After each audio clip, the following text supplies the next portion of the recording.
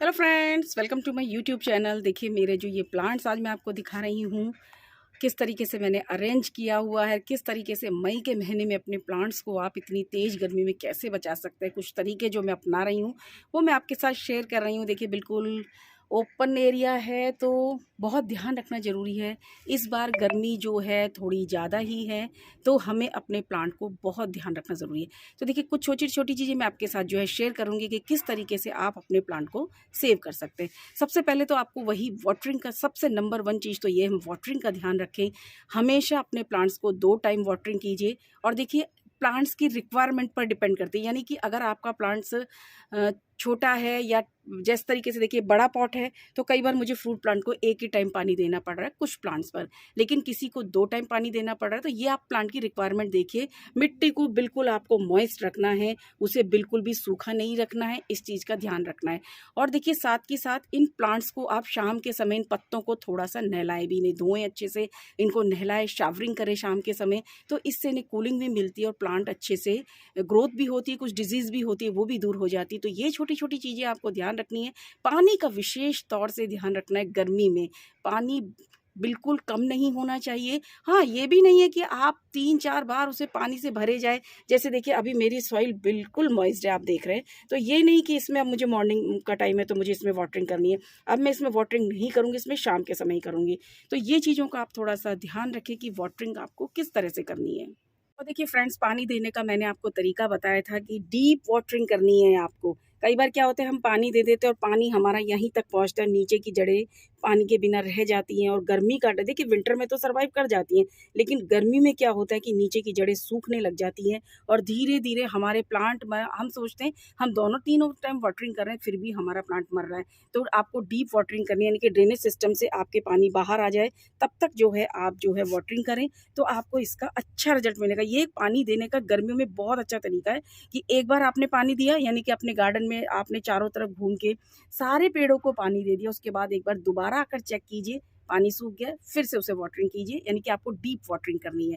ये बहुत ध्यान रखने की चीज़ है। फ्रेंड्स, नेक्स्ट चीज़ जो मई के महीने में हमें काम करना है वो है, हम मैंने देखिए मेरे जो प्लांट्स है मैंने देखिए इन सबको पास पास रख दिया।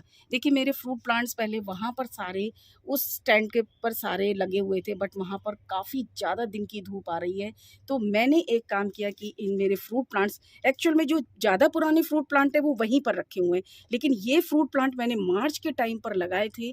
तो इनकी रूट्स जो है होती है अभी, यानी कि 2 महीने से हुए हैं, तो इनकी अच्छे से बहुत डेवलप नहीं हो पाती है कि बहुत अच्छा ये रूट बाउंड कर पाते हैं। तो इसलिए मैंने इन सबको सेमी शेड कर दिया है थोड़ा-सा। हालाँकि धूप आती है, फ्रूट प्लांट के लिए धूप जो है कंपल्सरी है, धूप बहुत अच्छे से यहाँ पर आती है। बट देखिए थोड़ा-सा अब इस समय सुबह का टाइम है, तो यहाँ 11 बजे तक इतनी धूप नहीं आएगी, तो हल्की-हल्की धूप आएगी। और अगर आप कर सकते हैं तो आप थोड़ा शेडेड एरिया प्रोवाइड करा सकते हैं, तो आप नेट लगा दीजिए, वो एक बहुत अच्छा तरीका है। अपनी वेजिटेबल्स और परमानेंट सभी तरह के प्लांट्स को आप इस तरीके से जो है बचा सकते हैं। ये छोटी-छोटी चीज़ें जिन्हें आपको ध्यान रखना है।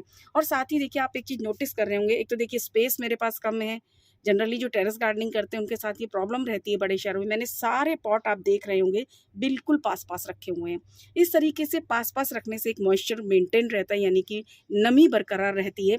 और देखिए आप ये मेरा डब्बा देख रहे हैं, इस तरीके से मैंने जगह-जगह पर पानी भर-भर के बीच में रख देती हूँ कि दिन के समय एक मॉइस्ट मेंटेन। देखिए फ्रेंड्स, सबसे एक और अच्छा तरीका है कि नेट की शेड तो हमने कर दी, अपने प्लांट में मल्चिंग कर दीजिए।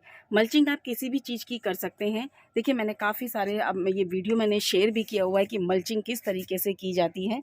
तो ये देखिए जैसे मेरा ये मैंगो का प्लांट है, इस तरीके से मैंने छोटे पॉट भी इसके साथ में रख दिए कि इनकी जो थोड़ा सा मॉइस्चर है वो भी इन्हें मिलता रहता है। साथ ही इस तरीके से दियों से मल्चिंग कर सकते हैं, सूखे पत्तों से मल्चिंग कर सकते हैं, आप किसी भी चीज़ से मल्चिंग करिए। अगर हम नेचुरल तरीके से मल्चिंग करते हैं तो जो हम सूखे पत्तों का इस्तेमाल करते हैं वो हमारे एक तरह से फर्टिलाइज़र का भी काम करता है और बहुत बेस्ट और बेनिफिट्स हमें उसके मिलते हैं। धीरे-धीरे वो कंपोस्ट में चेंज होता रहता है।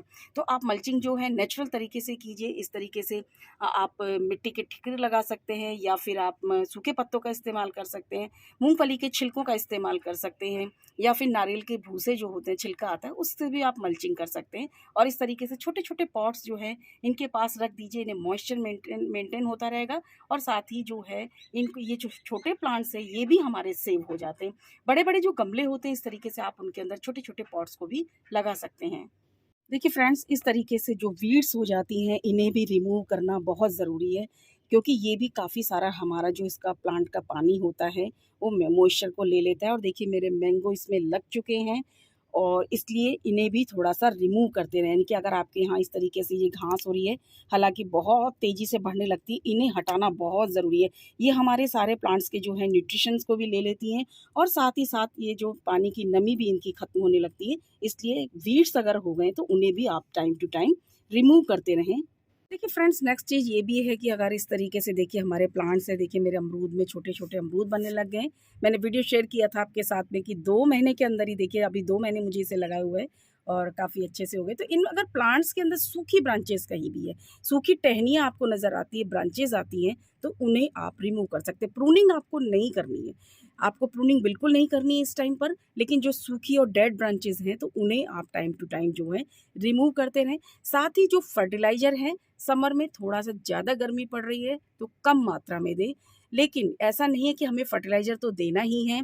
इसके लिए आप जो है वर्मी कंपोस्ट का इस्तेमाल कर सकते हैं। गोबर की खाद की जगह वर्मी कंपोस्ट यूज़ कीजिए। साथ ही आप जो है बहुत सारे जो ऑर्गेनिक है, सीवीड दे सकते हैं आप अपने प्लांट्स को।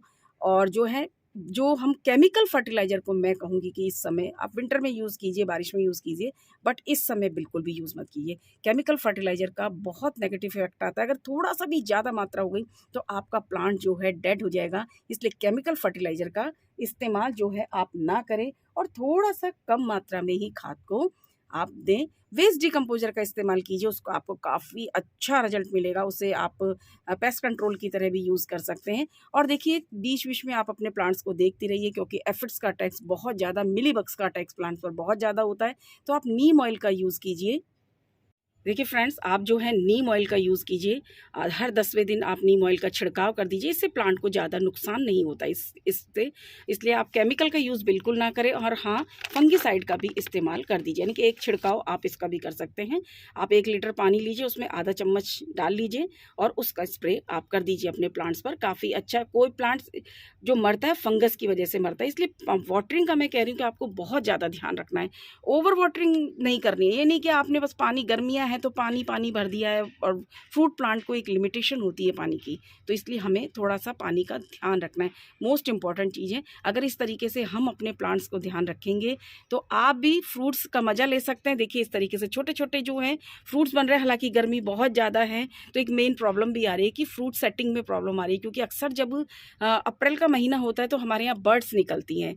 तो उस समय क्या होता है कि बर्ड्स के लिए टेम्परेचर जो 35 डिग्री का होता है वो अनुकूल होता है। बट जब बर्ड्स टाइम पर 46 का हो जाता है तो थोड़ा-सा प्रॉब्लम आ रही है। तो ये कुछ तरीके आप अपनाइए तो आपको अच्छा रिज़ल्ट मिलेगा। वीडियोज़ पसंद आए लाइक, शेयर, सब्सक्राइब ज़रूर कीजिए। Thank you.